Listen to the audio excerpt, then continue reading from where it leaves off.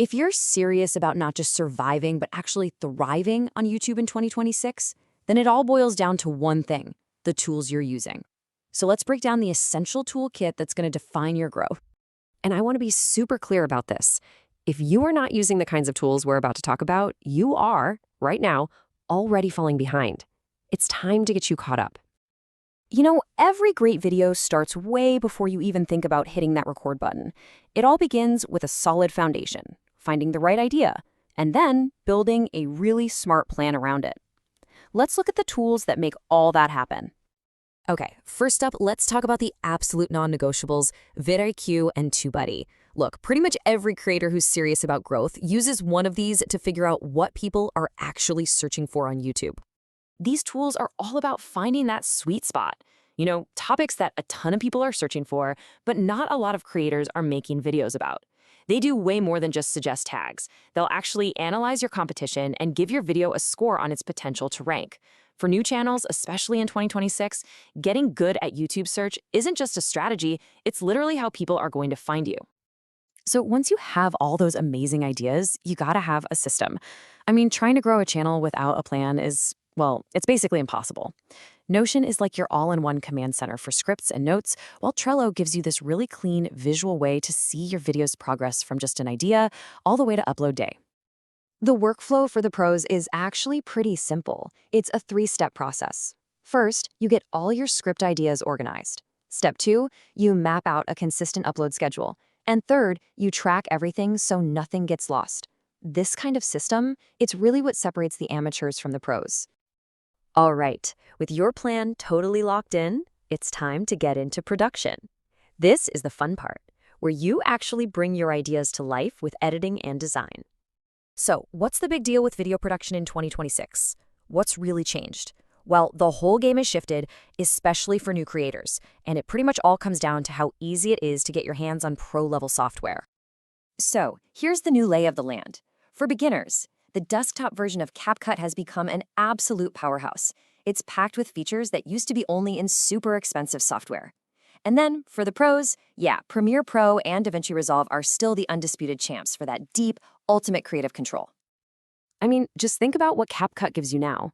Motion tracking, AI-powered captions that'll save you hours of boring work, and even some pretty advanced color grading. This is stuff that used to cost a fortune and take years to learn. Now it's right there for everyone, which totally levels the playing field. Now listen, you could have the most amazing video in the entire world, but it just won't matter if nobody clicks on it. And that brings us to maybe the single most important part of your video's packaging. It's true. Your video loses or wins because of the thumbnail. When it comes to thumbnails, your two best friends are going to be Canva and Figma. Canva is just so easy to use, and it's full of great templates to get you started fast. Figma, on the other hand, gives you that super precise control for when you really want to obsess over every single pixel. Both of these tools are built for one thing, really, to earn that click. They give you those high-contrast colors that just pop on a tiny phone screen, bold fonts people can read in a split second, and easy tools to create a consistent style that your viewers will start to recognize. And please remember this rule above all else. Don't make it complicated. The thumbnails that perform the best are almost always clean, bold, and incredibly simple. All right, you've published your video, so you're done, right? Not even close. Now comes the final and, honestly, the most critical phase. We call it the growth loop, using the data from the videos you've already made to create even better ones next time. And the key to this whole loop is, without a doubt, the single most underrated tool any creator has. It's free, it's incredibly powerful, and most people barely even scratch the surface of what it can do. Yep, I'm talking about the YouTube Creator Studio itself. You just can't grow your channel if you're ignoring your analytics. Seriously, where are people dropping off in your retention graph? That's the exact moment your video got boring. What's your click-through rate? Think of it like a report card for your thumbnail. This data isn't just a bunch of numbers. It's your audience telling you exactly what they want to see more of.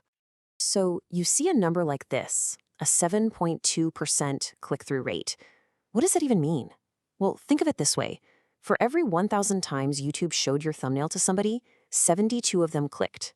Is that good? Could it be better? This is the number that tells you how well your title and thumbnail are actually working.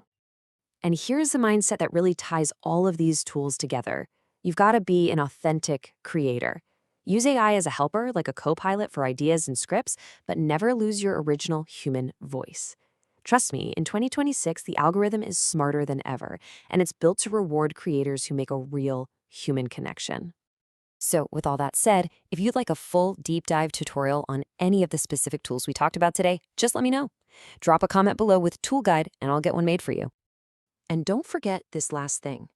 The YouTube space is more competitive than it's ever been, and your ability to grow and succeed as a creator really, truly depends on the tools you decide to master in 2026.